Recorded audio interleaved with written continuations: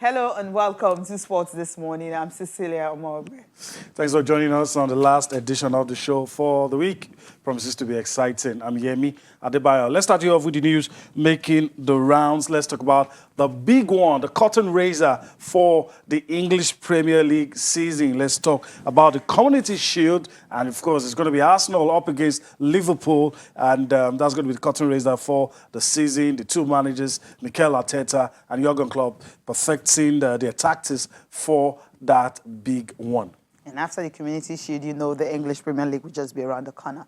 Games will start. Also on the program, Naomi Osaka reversed a decision to compete at the Western and Southern Open. So she says she will now be playing in the semi-finals. Remember, she actually withdrew from the tournament in protest against racial injustice and police brutality in the U.S. And right now, because of that, the organizers, USTA, had to, postpone all semi-finals, of course, because they listened to her. She says her point had been made, and of course, she will be playing today.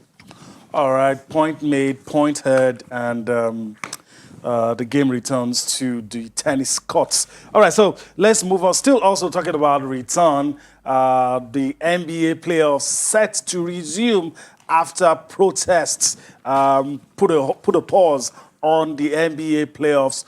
There's been a lot of consultation, there's been a lot of deliberation, and after all of that, the players, the key actors in this one, they have decided that they can now return to the courts, even though their fight for social justice continues.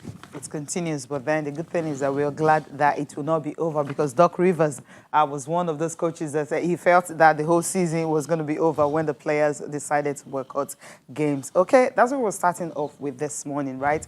Talking about the players agreeing to continue the playoffs games right there in the US. So games are expected to resume tonight and tomorrow, if everything is in order. And Atlanta, they actually had a meeting late into the night, discussing it, talking about how they want to go ahead with the remaining playoffs, rescheduling games and all that. So this is good news for the players. But the thing is, this is not the end of it. They'll still continue using their platform to talk about the social injustice going on in the U.S. Well, I think the authorities know that this is not just all noise. There is something about it. You can't, look at the protests, look at all of these things in isolation. What are the root causes? There are a lot of things that are involved, even though we're here talking sports, but we're part of the society. And because we're part of the society, we're being forced in a situation where we have to talk about all of these things. And even while talking about all of this, you can't talk about it. Why were these guys protesting? What led them to this point? Those underlying issues are things that we need to look at. And I think we should learn from the United States. I'm very sure every country already has something that is like a melting pot. Issues that need to be looked at. We always thought that the sports world was immune from everything that is happening all around us, that we can just get to sports and entertain people. But COVID has taught us that lesson. Yeah. And issues like this have also taught us that, look, you might go into a bubble, but you're still part of this society. Exactly. You really can't. I mean, people tell you to separate sports from politics, but then it's actually difficult to separate that. You look at the IOC, all the nations, whenever they want to host a tournament and all that, they tell you that the government must be involved in it to guarantee that, look, the money will be available. Smoothly. Exactly. So at the end of the day, when it comes to interference, you can talk about that. But when it comes to organizing tournaments, talking about things that are going on in the society, they just have to, because they're part of it first before they become who they are, athletes. I'm just going the way of Naomi Osaka this morning. Now, someone that is not really happy with it, but actually wants the players to talk with the U.S. President, Donald Trump. I'm talking about Jared Kushner, who happens to be the son-in-law of the U.S. President, Donald Trump. And also a senior White House, because we have to put it in perspective, a senior White House advisor Jared Kushner, not happy with the NBA players for what they did. He feels that they're doing it because there's not going to be consequence for their actions. But he also says that, look, there's consequence. They're going to miss that pay. As far as he is concerned, there is no consequence. That's why they're doing it. But then you can also have a sit down with President Donald Trump. He wants to hear what you have to say so that we can solve all of this. Let's listen to senior White House official, also the son-in-law, like Cecilia's son-in-law of President Trump. Let's listen to him talk about these issues. He wasn't really happy with the NBA boycott. All right, Jared Kushner touting all the things that President Trump has done for the Black American community, and also the fact that the president and a whole lot of people do not like to see the riots and all of these surrounding events, and hopes that they can sit down, find a lasting solution to all of this. We are here talking about it because it involves sports people, and sports people are also part of the society. So we'll see how far this can go, and hopefully all of the issues that are leading to this can be sorted out. I mean, we talked about it yesterday, issues about police brutality, issues about race relations. One person gets a kind of treatment, another person gets another kind of treatment, not because of the content of their character, but just because of their appearance. So some of those issues need to be looked at, and hopefully we'll be able to enjoy sports without talking about all of these issues. And I'm just praying for that day, because we should be talking about top performance and what they did on court, but right now it's just off the court discussions, politics, and racial injustice that we are talking about this morning. Staying with the topic, of course, Naomi Osaka is another player. She has reversed the decision. She said she will now participate, in the Western and Southern Open, simply because, what she did, she was actually ready to forfeit her match to her opponent and all that. She wasn't willing. But when WTA, USTA listened to her, because followed of her, her lead. Followed her lead, because of her, they postpone all games. We know that tennis they don't usually come out with a big statement and say, okay, we are doing this and all. But players individually, we've seen the likes of Serena Williams, Francis Tiafoe, these guys were doing their own beats during the George Floyd protest and everything during lockdown. But then she coming out, why having to take the line of what the basketball players have done. So the USTA had to okay, fine, don't worry. Because of you, we've listened to you, we've heard you, we're going to continue with this whole process of racial injustice and try to make reforms. And of course, all games were postponed. So as a result of that, she says, okay, fine, I will come back and play my semi-final. What she had to say, immediately after she made that hard decision. Let's just take a quote coming from her. She says, as you know, I pulled out of the tournament yesterday in support of the racial injustice and continued police violence. I was and I am ready and prepared to concede the match to my opponent. And so, however, after my announcement and lengthy consultation with WTA and USTA, I have agreed at the request to play on Friday. So she will be playing today. They offer to postpone all matches until Friday, and in my mind, that brings more attention to the movement. I want to thank the WTA and the tournament for their support. So Osaka is world number 10. So she will be playing against Elise Mertens today. And of course, all other games will continue. So she's made her point. And of course, WTA and USTA are in support of what she did. Yeah, I'm in support. A whole lot of people are in support. Look, sports stars are not immune to everything happening in the society. I like what she has done. History will favor her. Yeah. History will remember her as somebody who didn't sit on the fence, somebody who had a lot to lose, but put it all on the line for a good cause. And that's what she has done. And I've always respected her, but if there is more I can give, she has earned more of my respect for taking this decision, being ready to concede, being ready to lose, even though being in a good position to end up winning the tournament, but for a cause that was just, she was ready to put all of that on the line. And for that, I'm impressed with what the youngster has been able to do. And for today's game, outside her taking on Elise Mertens, you also have Joanna Konta and Victoria Azarenka. They also be in action. Novak Djokovic and Roberto Bautista Agut also in action. Stefano Tsitsipas and Milos Raonic are the ones that will complete the semi-finals for today. Okay. All right, still talking about NHL. Yeah, we were reactions. Talking about. Okay, it's not just. We must say.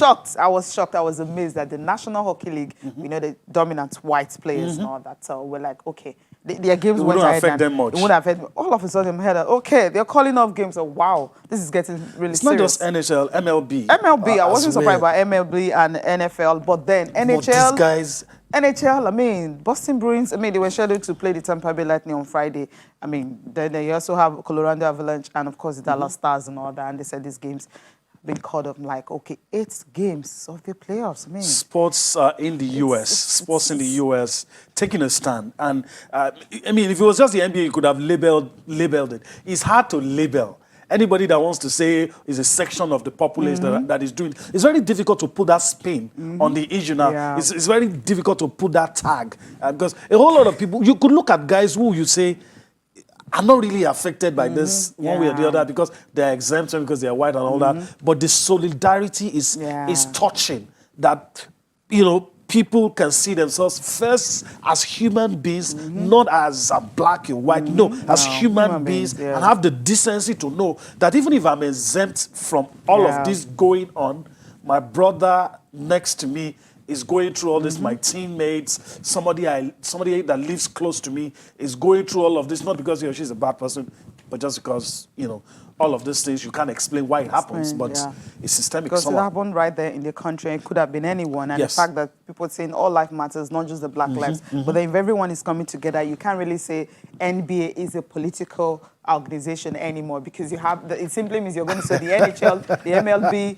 the MLS, the WNBA, all of them, they're all the same because they are talking about the same issue. So if all the teams across the US, all sporting events are saying, we're putting this on hold for 2 days, in strong terms. Precisely. So it simply means that the government know that they need to wake up to their responsibility, and that police reform that Doc Rivers talked about should, you know, be done and done early enough for us to actually talk more about games than about racial injustice.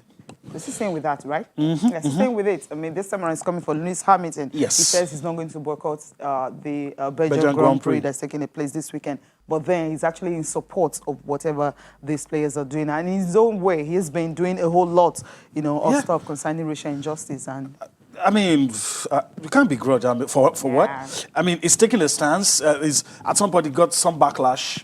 As far as former F1, forgot his name now, former Benny Ecclestone. Benny Ecclestone, of course. We know Ecclestone is, I mean, I'm not surprised.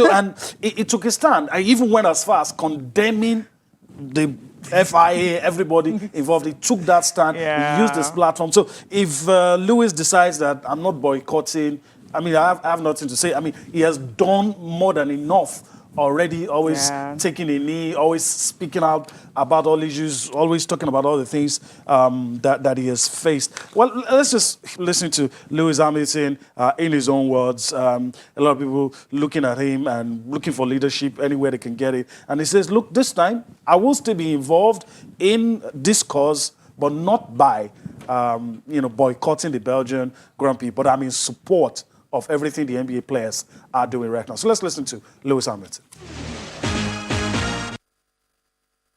All right, welcome back. Let's bring you into all that we're doing on the show. It's that time where we tell you what to do, just in case you join us for the first time, to be a part of this show. You can send us a mail. You can also tweet at us, let us know how you feel. We've talked about what is happening in the U.S., sports taking a stance against racial injustice in the United States. You also have things happening here on the domestic scene. Some of the stadiums, renovation work about to begin on some of them, and it's heartwarming to hear that. And also all the things happening in Europe, talk about transfer speculation, done deals, and a whole lot on the show. You can tweet at us at @channels_sports. Let us know how you feel about all of these issues. Perhaps there's something you want us to talk about. Let's also do that. You can also send us a mail, sportsthismorning@channelstv.com. Let us know how you feel about all of these issues. All right, let's quickly introduce our guest on the show. It's been a while. I've seen him, but he's been around. Rotimi Akindele, nice to have you with us this morning. Thank you, Yemi. Good morning. Good morning, Cece. Yeah, good morning. All right. How are you? Okay. This one is off the cuff. It's off the cuff, but I know you're always prepared, so it's not going to catch you unawares.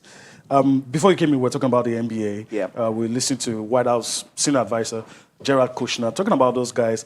There's something that he said that didn't particularly sit well with a lot of people.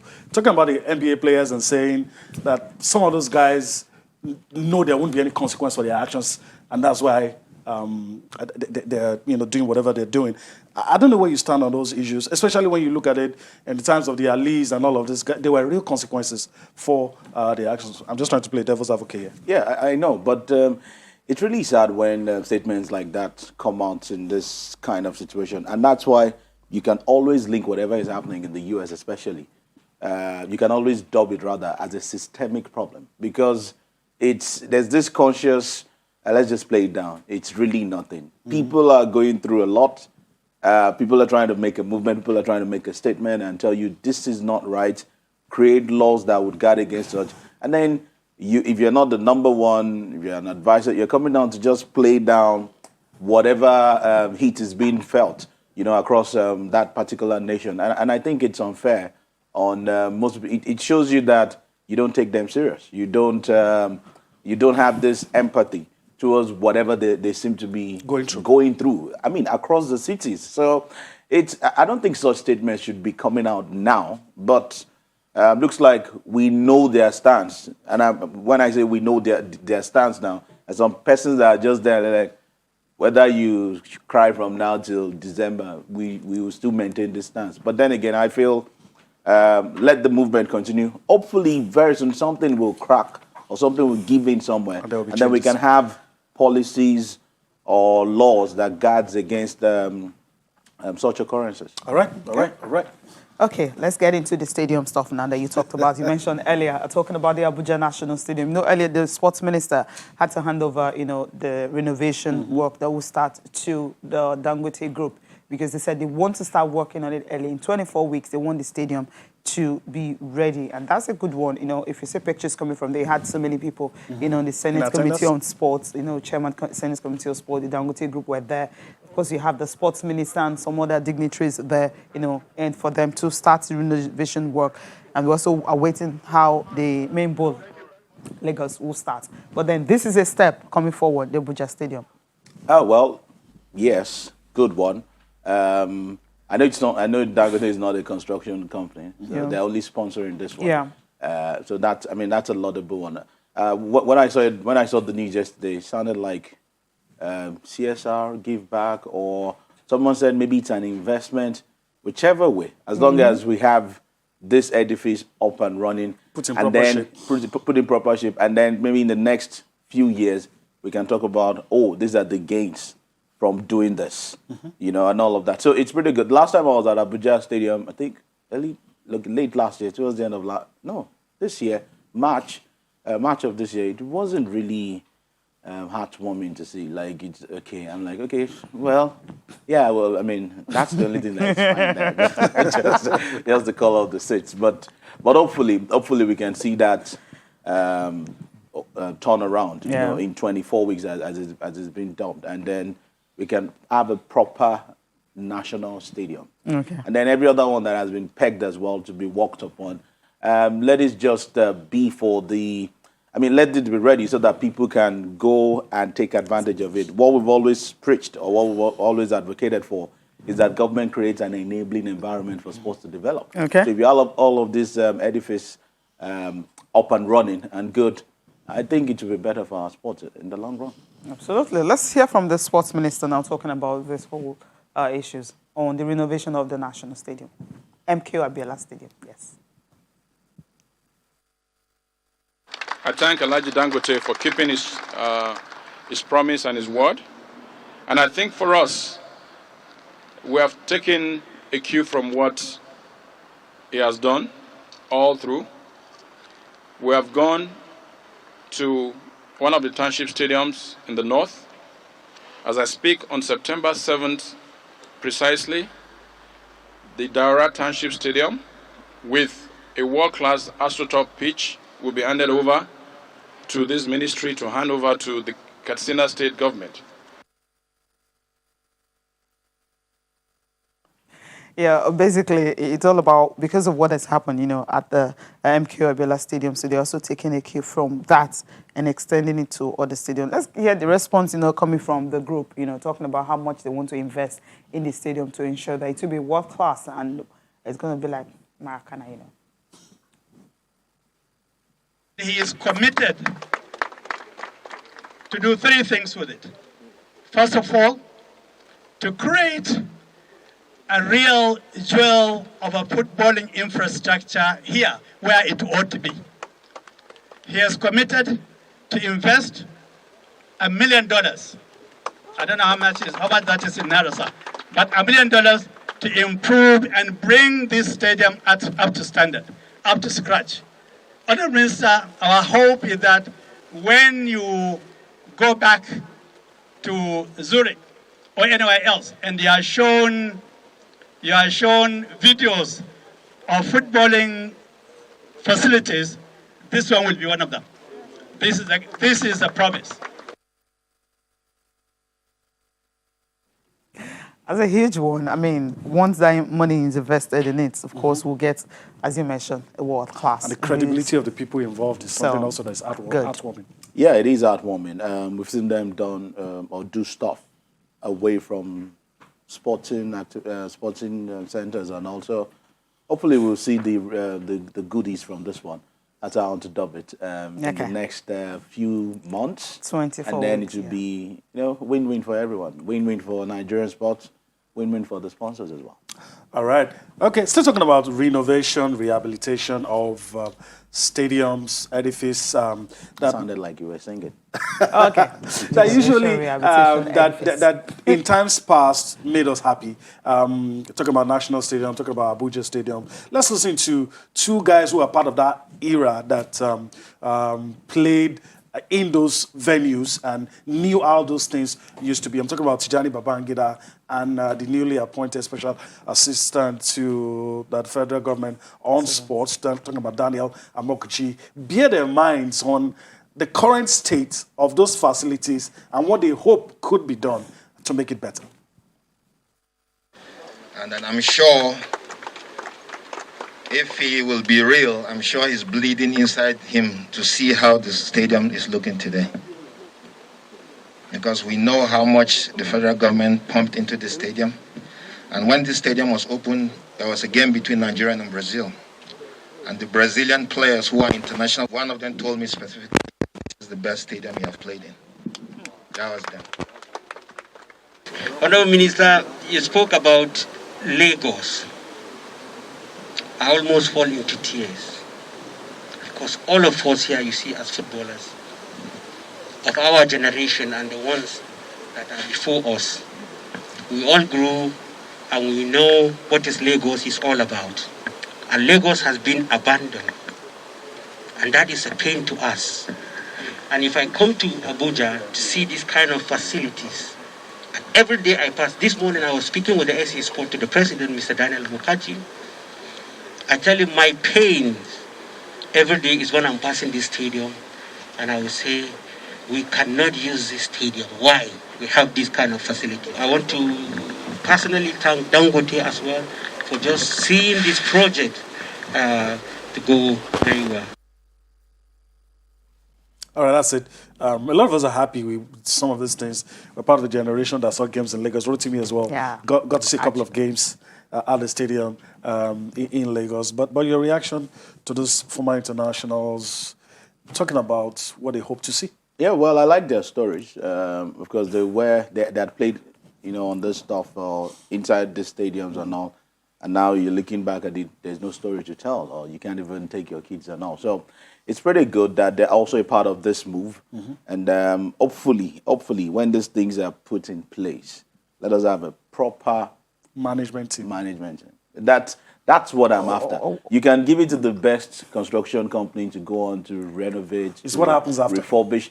I'm concerned about what happens after. What if they continue with the maintenance like the Akwa Ibom Stadium? That's what I'm saying. What I'm saying is that the construction or rehabilitation, the company that's going to rehabilitate it will also be the one responsible for the that's maintenance left to them. over a period of time. That's That's what I'm left just, to decide. just my opinion. Yeah, you just giving them a suggestion, but maybe that's what they want to do or they're doing already. It's left to them to decide. But I'm concerned after the 24 weeks, The aftermath. after you put it up and say, hey, After you play a couple everybody, of games. you are back and It's all back of to that. where it used to be. This is what has been put in place, or this is what we are putting in place to ensure that this thing doesn't get back to the States Again. in a few years' time. So, Okay, again, no, it won't happen. hopefully. Trust us. Hopefully. Okay, if it happens, I'm going to play back this show. Okay, it's not going to happen. All right. Okay, let's talk about the National Stadium. Of course, Tijani Babangida actually made reference to that, and the sports minister is really not happy. With some people have been talking about the fact that, look, those stores and everything that had there, I mean, they need to give them time before they can leave and all that. But he went for that to say that, look, there is no time. You know, they were there illegally. You knew before you got to those places that you shouldn't be there. So let's just hear from the sports minister before Rotimi will react to this. You must have noticed that the National Stadium, we set up a task force. Now we have an implementation task force. We intend to return it to original blueprint. We have done the due diligence necessary.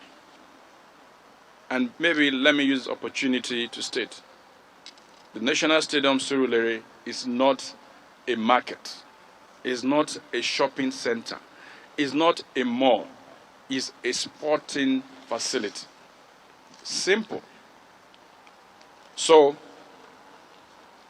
the work we've done is deliberate. We don't want anybody to suffer, but you cannot build on illegality and expect to be rewarded. So those who are there illegally will not be rewarded. Okay, that's what they had to say. Those that were there legally will be rewarded. Those that were there illegally will not be rewarded. What do you make of the whole renovation stuff and also the fact that people still at the National Stadium just trying to cleanse their mind? Oh, well, I don't think it's out of place for the Federal Ministry of Sports to come out and say, you know what, we want to renovate. If you don't have the right papers to show that you should be on this ground, Property. or on this property, you should leave. So I think it's good. There have been cries in the last few weeks about, oh, we don't have time, we don't have time. But from what I could gather, I gathered that they've actually given them, notifications and all of that for months before now. So it's only fair that, the illegal structures go off with the renovations and all of that. So I think it's a good move. Let's just see. Yes, even by the time you say everybody get out and the stadium is back, I'm still maintaining. What happens after? That's all I'm after. So if Yakudi or Daddy Cheson's store is not allowed afterwards, no problem. But some persons are even arguing about sporting shops that sell sporting merchandises and all of that. If they're there illegally, they should leave. Whatever happens after, when there's a proper template structure, then we can all enjoy it. So I don't think it's out of place what the Ministry of Youth and Sports is doing, really. All right, that's the price to pay. And hopefully we'll get things back to where it should be. All right, we're still talking about sports development in the country. Guys, let's quickly go to Kwara State and talk about what's happening in Kwara. We're talking about, the need to put infrastructure in place. The NFF president had a meeting with the Kwara State governor where they talked about a whole lot of issues, talked about how to develop infrastructure, talk about taking the game to the grassroots. I think it's only fair that we allow you to listen to the governor and also listen to the NFF president, and we'll come back to talk about some of the things that they said. There was also the talk a little bit about Rashidi Yekini and what could be done for him. The General Secretary, you are welcome, sir. We have not forgotten Rashidi Yekini, so we'll also look for something good to immortalize his name. We truly appreciate you. We'll also ask for more, like the pitch you put in Abuja. If you can put that for us in Kwara as well. But in the state too, we'll also encourage our local governments, even if it's a set target of 1 or 2 football pitches per year. If every local government in Nigeria can put 1 pitch per year, that is 774 pitches in the whole country in 1 year. So imagine if you do it every year. The bane of our system is that we lack the infrastructure. We're manufacturing players, but we can do better with the infrastructure. We also believe that it's not just playing football, but taking football administration to the grassroots so that they can be connected to what's called the FIFA Connect program by connecting to the database of FIFA in terms of players, administrators, everybody that has a stake in football must be connected to what's called the FIFA Connect program. It's for that reason that we decided to take football administration to the grassroots. I'm happy to inform you that Kwara State happens to be the first state that will be enjoying this benefit. All right, so that was the governor of Kwara, Abdulrahman Abdul Razak, and also the NFF president, Amaju Pinnick. You listened to both of them. Your takeaway? Well, I feel it's good because we've always, I mean, in the last few months or so, there have been talks about how NFF is not doing anything to, especially what happens to football post-COVID and all of that. But it goes to show that there are plans in place and then steps taken. Steps are being taken. So it's only good that we see stuff like this. Hopefully we can see this being replicated elsewhere. Other states, or in other states that are ready for proper football development or proper sports development at large. Kwara has always been a big hub for sports. And the governor also touched on the fact that you can't go anywhere without infrastructure. You can't. If we start doing the little things at the local government level, we'll that's to show you someone who is willing, to support whatever program you're bringing into the in order to ensure development, especially at the state level. So hopefully we won't see this just with football in Kwara State. We'll see with other sports. I mean, they hosted the youth games a couple of years ago. So we're really I'm really hoping that we'll see results of all of this talks, meetings, and all of that in the next few years, and then we can look back to 2020 and say, oh, it was in 2020 that they had this. We started this, and now look at the results. That's true. Yeah, well, no, as you mentioned, it should not just stop in Kwara State. Other states also they're ready for this grassroots sport development can follow suit. Now let's go straight to the Community Shield. It's going to be between Liverpool and Arsenal. Okay, Liverpool. They've been playing some friendlies. We've been seeing results. The last one they played was 2-2. But then before that, they've just been beating teams and all that. So it's right here, the curtain raiser for the league. So who is going to carry the day? Yeah, just easy. Yeah, well, interestingly, this game in the last few years, or let me say in the last few games, have always produced been one-sided. Goals. It's not been one-sided. Okay. It's always giving us goals. Yeah. So I'm really looking forward to it. I think it will be an exciting game. Yes, Arsenal still... Do you think both teams will put their all into this game? You don't have to put your all. It's just a traditional curtain raiser. So it's still a you title. might not expect to, as far as it's I'm still concerned, a title. It's you might want to call it. You might want to call it? Yeah, a title. But I agree. I mean, Arsenal still won when in 2017 or thereabout. Yeah. I think the last one they played in was 2017-2018 season. So it's still big for some teams. But I'm even looking away from the sheet. Whatever happens, I'm sure the coaches want to size up some of the newbies that have been signed into the team and give them a trial. This is what English football is all about. This is what it will look like going forward. So I think that excitement is there. Yes, we won't have the fans. That will also take some color off it, but should be interesting. It's only weird that it is happening. Is it 2 weeks or 3 weeks before the start of the new season? I don't think we've seen that happen in a while. But it should be an exciting game, and hopefully, as I said earlier, we should get to see lots of goals. All right. Okay, we need to go on a break now. We'll come back. We'll be talking about what? Lionel Messi. Where's he going to next? Rumors that is at Man City.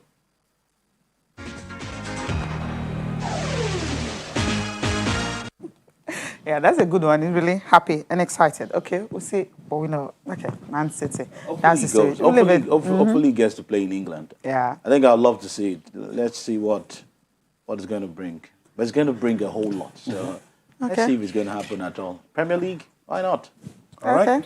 All right. Let's play a thought for Harry Maguire. Yeah, Harry Maguire. I mean, he has apologized. He didn't want to be in that situation. But then, at the point, he said he was actually scared for his life, because of what the police officers told him and everything. Has he apologized?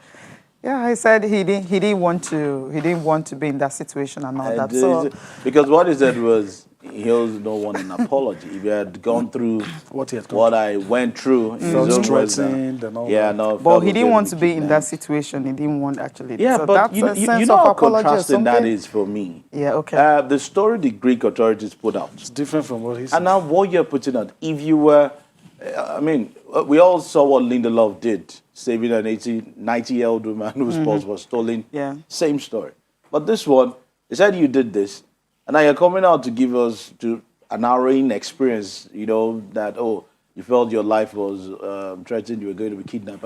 I think that should have been included in the police reports. And yes, it was said that 2 men came, but It's just It's a contrasting. retrial. Okay. I think it's coming too late, though, because there had been a sentence. Yes, he's appealed. It's going to be a retrial. Or whatever happened, hey, man, let's take your hell and move on. All right. Okay, but he's still the captain of the club. All Yeah, right, because let's- United had come out to say, yes, he was dropped from the English squad. Yeah. But United hasn't said anything about has our removing support. his Okay. Yeah, they said he has your support. So. Just quickly take a look at the papers now. I'll go to the Sporting Life. Sporting Life here, what you have here is a Chelsea signed Sarr on free transfer. And Gennett Ross forces won't sell with Fred Ndidi. Says Nigeria is happy at Leicester and insists the player is still young. And of course, okay. Pressure on Messi, Barcelona's president offers to step down if Messi reverses decision to quit. Some people say that was the end game in the first place. Do you believe so? It could be the end game. It's a plot as well. So, but then again, my own take has been, even if the president leaves, will that change anything? Will Messi, will everybody at Barcelona just open their hands and say, hey, you're welcome again, let us move on? Like, as if nothing happened. No. Okay, don't think Sporting Sun, next one. Man United renews Sancho's interest. They haven't signed a player yet. They're waiting. And you have a Stoke City banks on Mikel for new season.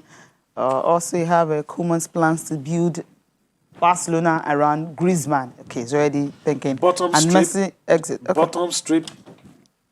Which the minister is on bottom strip. Dembele, tight. Okay, I will knock you out in 6th round. I'm not talking about this one. Messi, Barca is irreversible. That's what he said. He said he wants Neymar to join him at Man City. All right. President under pressure. Would that be possible? Who said that? Messi wanting Neymar. We don't know who said. It's Has on Messi Sporting gone to Sun. City? Okay. Okay, reports. Reports is on Sporting Sun. Let's go to Complete Sports. Complete Sports there. A lot of interesting stories. We have Balogun returns from injury. Mikel set for officials. Stoke debut. And Thiago Silva completes Chelsea medical. Yeah, I saw that yesterday as well. Good one. Okay. Lampard has decided to go for experience. Just like what I said, all of the players Chelsea has added to the squad now, Lampard would have no excuses, no excuses next season. It's going to be judged solely on his performance. Exactly. Okay. All right. All right, let's just quickly, a couple of tweets here. Mishek says, with the number of stadiums we have in this country and our population size, isn't it the right time for these politicians to give way, especially football? Okay, I watched yesterday and it was, okay, despite the empty stadium.